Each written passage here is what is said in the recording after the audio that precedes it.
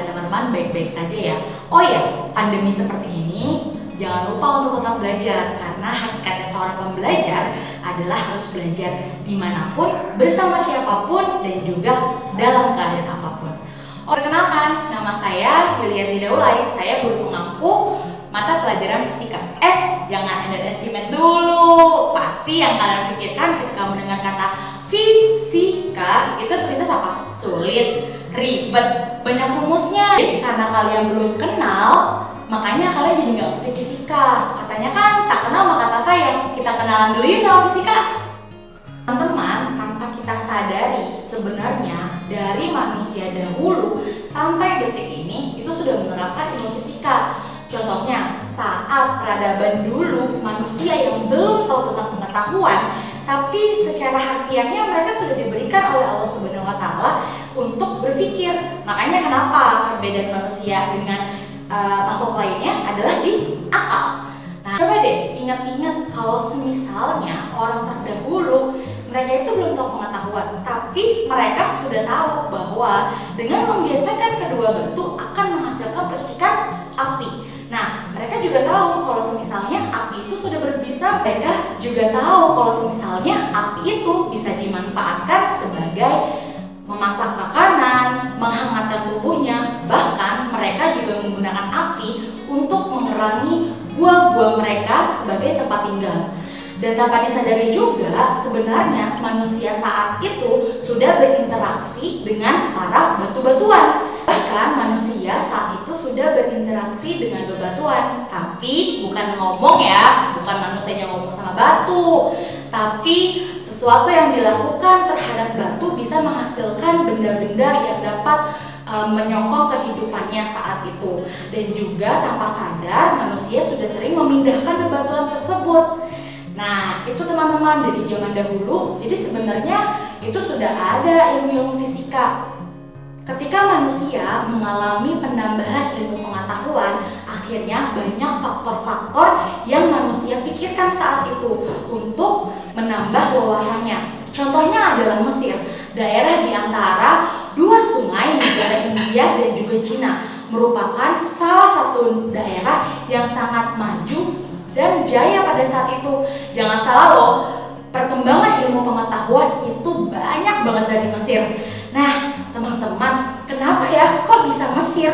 Karena Mesir merupakan negara yang sering sekali melakukan perdagangan, perniagaan, dan banyak juga orang-orang Mesir itu yang melakukan ekspedisi atau perjalanan ke negara lainnya sehingga mendapatkan ilmu pengetahuan. Nah, contohnya zaman dulu Mesir selalu, contohnya bangsa Mesir kuno untuk memindahkan air mereka menggunakan berbagai macam cara, menggunakan sadov, katrol, dayung, dan juga water pass.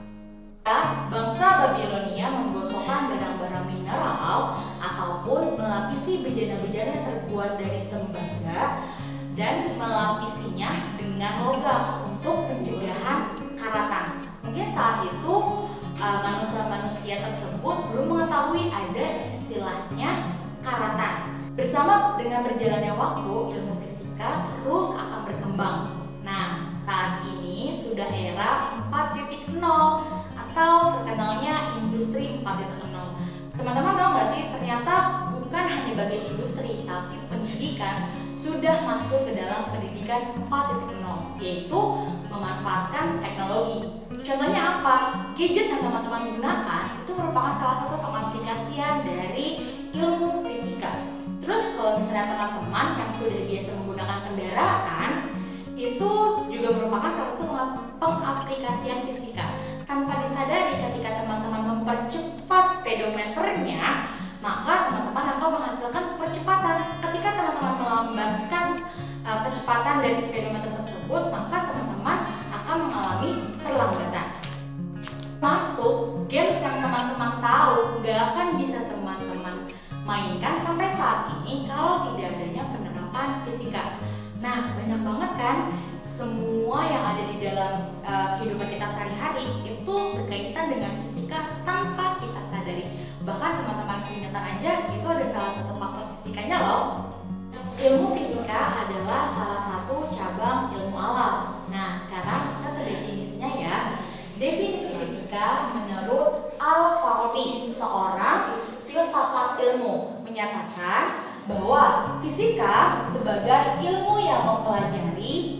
beliau meneliti tentang benda-benda.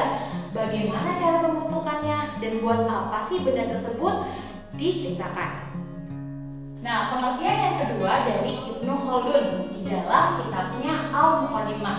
Nah, teman-teman harus tahu ya, Ibnu Khaldun itu adalah bapak sosiologi, tapi beliau juga menjelaskan tentang ilmu fisika. Menurut beliau, fisika adalah ilmu yang meneliti tentang benda-benda dari segi gerak dan diamnya, benda-benda langit, manusia, tumbuhan, barang-barang tambang, bahkan yang ada di dalam perut bumi seperti matahari dan gempa, sedangkan di udara seperti awan, uap, petir, kilat, dan lainnya. Semoga dengan sedikit penjelasan yang saya berikan tadi bisa mengubah persepsi teman-teman terhadap fisika yang sulit, banyak rumusnya, apalagi sampai teman-teman berpikir bahwa fisika bukan ilmu yang bermanfaat di dalam kehidupan sehari-hari. Bahkan di surat Al-Imran ayat 190 sudah dijelaskan bahwa dalam penciptaan langit dan bumi dan silih bergantinya malam dan siang terdapat tanda-tanda bagi orang-orang yang berakal. Artinya, alam semesta yang senantiasa berproses tanpa henti dan menyajikan banyak sekali gejala dalam seluruh dimensi ruang dan waktu terus berkembang. Nah, kita sebagai makhluk yang berakal harus berkembang juga memanfaatkan apa yang sudah diciptakan oleh Allah Subhanahu wa Ta'ala. Nah, semoga fisika menjadi menyenangkan ya teman-teman.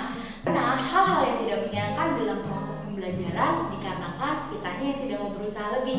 Tetap semangat ya teman-teman. Semoga Allah memudahkan kita semua. Wassalamualaikum warahmatullahi wabarakatuh.